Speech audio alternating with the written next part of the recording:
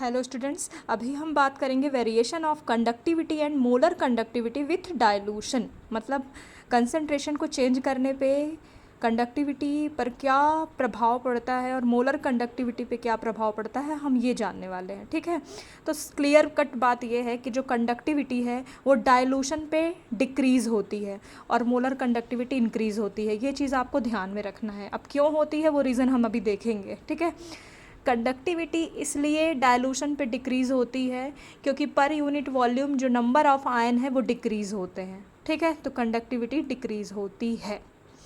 अब molar conductivity increase क्यों होती है? मोलर कंडक्टिविटी इसलिए इंक्रीज़ होती है, दो चीज़ें हैं।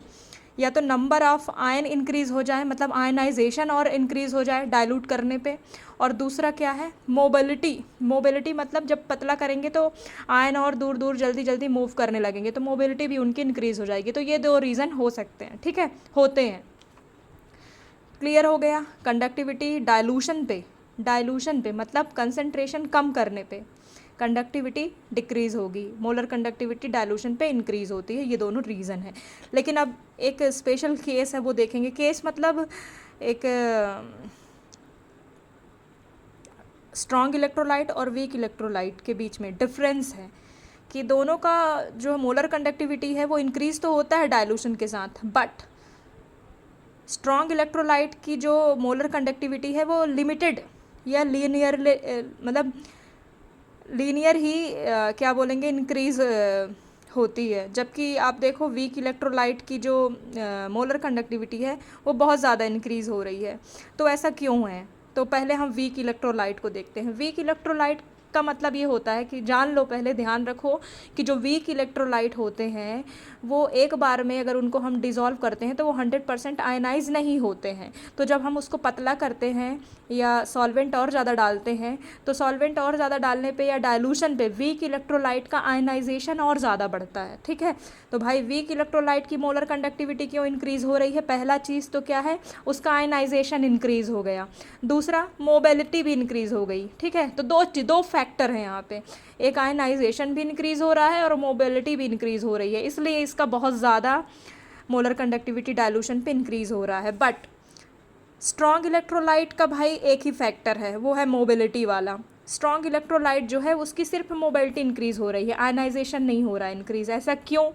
ऐसा इसलिए क्योंकि जो स्ट्रॉन्ग इलेक्ट्रोलाइट है वो एक बार जब हम उनको डिज़ोल्व करते हैं तो एक बार में ही वो 100% आयनाइज्ड हो जाते हैं, कम्प्लीटली आयनाइज्ड। तो उसको हम चाहे कितना भी पतला करें वो फिर से और ज़्यादा आयनाइज नहीं होंगे। ठीक है, ये चीज़ आपको क्लियर हो गई होगी। अभी हम बात करेंगे यहाँ पे ये कैप नॉट एम है, limiting molar conductivity. Limiting molar conductivity का मतलब ये होता है कि molar conductivity eight infinite dilution या ज़ीरो कंसंट्रेशन। तो सिंपल सी बात है भाई। एक चीज़ और देख लेते हैं, हम बात करेंगे डिग्री ऑफ आयनाइजेशन की। हमको पता है कि स्ट्रॉन्ग इलेक्ट्रोलाइट 100% आयनाइज हो जाते हैं तो उनका डिग्री ऑफ आयनाइजेशन अल्फ़ा है। ये कितना होता है? 1 के इक्वल होता है। और वीक इलेक्ट्रोलाइट के लिए डिग्री ऑफ आयनाइजेशन क्या होगा? लेस देन 1 होगा। अब ये डिग्री ऑफ आयनाइजेशन है उसका मोलर कंडक्टिविटी और लिमिटिंग मोलर कंडक्टिविटी से क्या रिलेशन है? तो भाई ये रिलेशन है, आपको ये ध्यान रखना होगा। अब ये मोलर कंडक्टिविटी का फॉर्मूला तो ये क्लियर है, C फॉर कंसंट्रेशन, और यहाँ पे ये क्या है? K फॉर कंडक्टिविटी है। ठीक है, स्पेसिफिक कंडक्टेंस या कंडक्टिविटी। और यहाँ पे देखो ये SI यूनिट है किसकी? कैप एम की।